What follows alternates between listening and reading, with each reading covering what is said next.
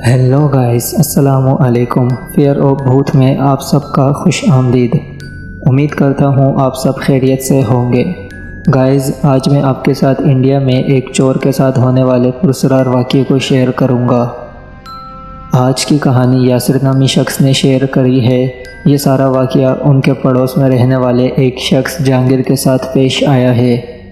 तो चलिए कहानी को शुरू से शुरू करते हैं।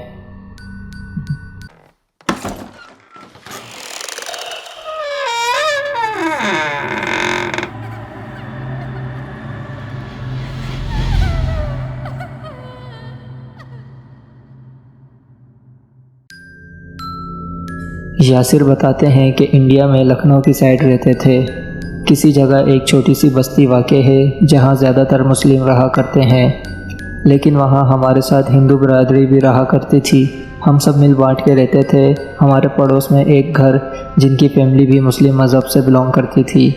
उनके घर में एक आदमी जिसका नाम जहांगीर था और उसके साथ 3 औरतें रहा करती थीं। घर में एक ही आदमी होने की वजह से आमदनी बहुत थोड़ी थी, जिसकी वजह से गुजारा बड़ी मुश्किल से होता था। लेकिन कुछ ही दिनों में इनके घर के हालात अच्छे होने लग गए, जैसे कि इनको कोई ख़जाना हाथ लग गया हो। हम सबको इनकी हालत देख के खुशी तो थी, लेकिन कहीं ना कहीं दिल में ये सवाल भी था कि आखिर ऐसा कौन सा काम जहांगीर मियाँ के हाथ लग गया कि ये दिनों में ही लखपति हो गए। वक्त गुजरता रहा और जहांगीर के घर की आमदनी में इजाफा होता रहा। एक रात ऐसी आई जिसमें सुबह के 5 बजे हमारी कॉलोनी में हलचल सी मच गई। शोर शराबे से मेरी भी आंख खुली। मैंने जाके देखा तो जहांगीर भाई रात के इस वक्त रोड की ज़मीन पर पड़े तड़प रहे हैं। उन्हें उठाने पे वो खड़े भी नहीं हो पा रहे थे और उनका एक हाथ और एक पाँव भी काम नहीं कर रहा था। इन्हीं सबके साथ उन्हें शदीद बुखार भी था, जिसकी वजह से वो काँप रहे थे। उन्हें हॉस्पिटल वगैरह लेकर गए और कई दिन वो हॉस्पिटल में ही रहे। हॉस्पिटल में डॉक्टर ने कहा कि इनका एक हाथ और एक पाँव टूट चुका है, जिसको काट के अलग करना पड़ेगा। तकरीबन 1 हफ्ता हॉस्पिटल रहने के बाद जब जहांगीर भाई अपने घर आए तो उन्होंने सारा वाक़या बताना शुरू किया। वाक़या बताने से पहले वो शर्म के मारे ज़ारों कतार रोने लगे और हम सबसे भी रो रो के माफ़िया मांगने लगे। हम सब ने कहा कि ऐसी क्या वजह हो गई, ज़रा बताओ तो सही। जिस पर उन्होंने कहा कि मैं कोई नौकरी वगैरह नहीं करता था। घर का खर्चा चलाने के लिए मैं कब्र से कफ़न निकाल के बेचा करता था। अगर कफ़न नया और ताज़ा होता तो वो 150 का जाता, अगर पुराना होता तो 50-60 रुपये का बिक जाता था। एक रात में यूं ही किसी कब्र से कफ़न निकाल रहा था कि इतने में किसी ने मेरे पे लाइट मारना शुरू कर दी। लाइट देख के मैं घबरा गया और भागने लगा, लेकिन मौका ना मिलने की वजह से मैं भाग ना सका। मैंने देखा कि कोई 3-4 अंग्रेज़ हैं और उनके साथ कोई हिंदी बोलने वाला लड़का भी है। वो अंग्रेज़ लोग उस लड़के को अपनी ज़बान में जो कहते थे, वो लड़का वही बात मुझे हिंदी में समझा रहा था। उस लड़के के मुताबिक अंग्रेज़ों का कहना था कि तुम कफ़न की जगह पूरी लाश निकाल के हमें दे दिया करो, जिसके बदले हम तुम्हें अच्छे खासे पैसे दे देंगे। मेरे दिल में लालच आ गई और मैंने उन्हें हाँ कर दी। उन्होंने एक शर्त भी रखी कि लाश ताज़ा होनी चाहिए, यानी इंसान को मरे हुए 1 दिन हुआ हो। उसके बाद मैं सारा दिन कब्रिस्तान में रहता और जो वहाँ किसी को दफना के जाता, मैं रात के वक्त उसकी कब्र खोद के उसे निकाल लेता था। जो मैं रात के वक्त लाश निकालता था, वो लोग एक गाड़ी में आते थे, मुझसे लाश लेकर मुझे 10-15 हज़ार देकर चले जाते थे। उसके बाद मुझे नहीं पता था कि वो लोग उस लाश के साथ क्या करते थे और कहाँ ले जाते थे। मुझे बस अपने पैसों से मतलब था। कई दिनों तक मैं ये करता रहा। इसी काम की वजह से मेरे घर के हालात अच्छे हो रहे थे। आज सुबह के दिन मेरा एक दोस्त जिसका नाम फिरदौस था, उसका इंतकाल हुआ।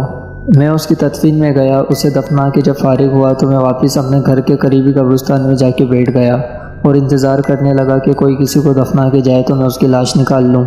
लेकिन सारा दिन आज कोई कब्रिस्तान में किसी को दफनाने नहीं आया था। मैं थक हार के अपने घर जा रहा था कि मुझे अपने दोस्त का ख्याल आया, जिसकी आज ही मैयत उठी थी।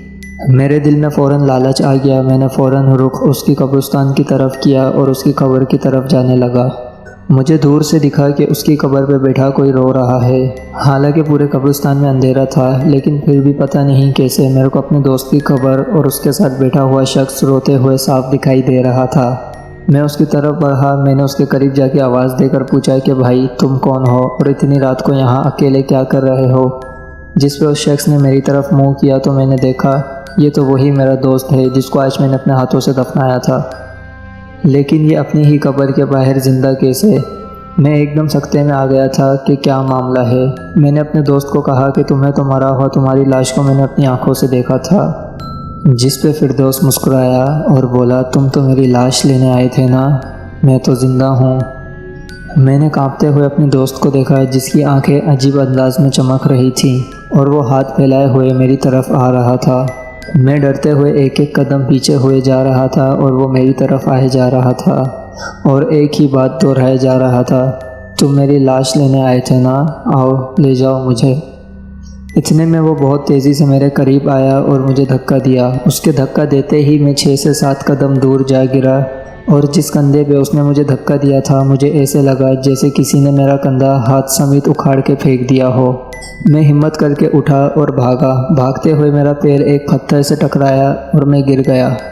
जिसके बाद जो दर्द मुझे मेरे बाजू में हो रहा था, अब वही दर्द मेरे पाँव में भी होने लगा, यानी मेरा पाँव भी टूट गया था। मैं कब्रिस्तान से सारे रास्ते अपने आप को घसीटता हुआ अपने घर तक लाया और उसके बाद मेरा ये हाल है।